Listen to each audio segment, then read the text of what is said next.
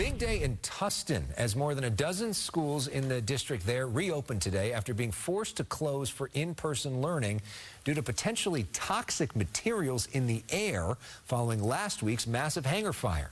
That fire, by the way, continues to burn as authorities work on a tear-down plan. New at 6, I'm joined by LA Times columnist Gustavo Ariano. His latest column is called OC Let Its History Rot, and the Tustin hangar fire is still burning. Gustavo, always great to see you, my friend. For people that may not have read your column, what is sort of the main point you're trying to argue?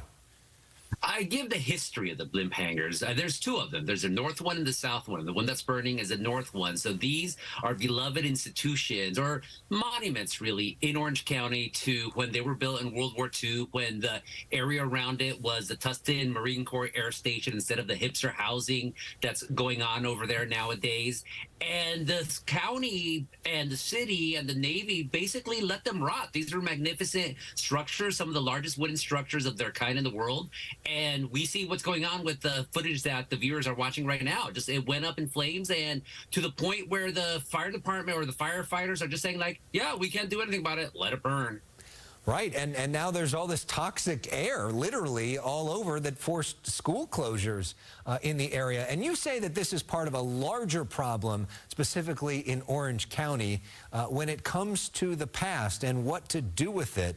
Can you talk about what's going on there behind the scenes when it comes to that?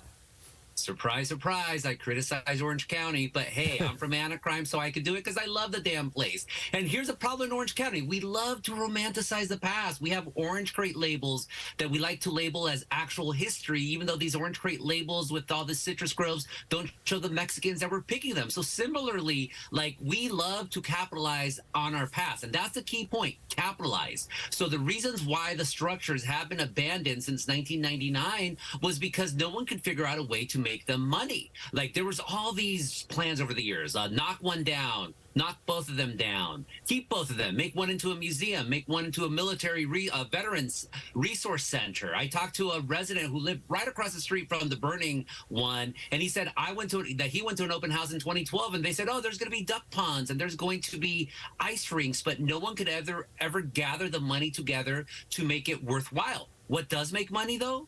Residencies, or rather, developments, shopping plazas. That makes money, but stuff for the public, no.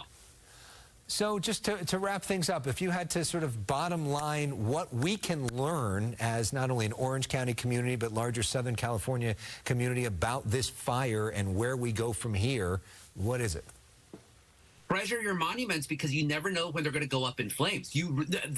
Not only that, but take care of them as well. They should not have been abandoned. There was a gentleman who I talked to as well. His dad served there, his brother-in-law served there, and he admitted it. Like, they had become eyesores, and it was such an ignominious end to the North Hangar that Orange County just let it rot. And that's on Orange County. That's not on the suspected arsonist or anything like that. That's all in Orange County. That's all on us.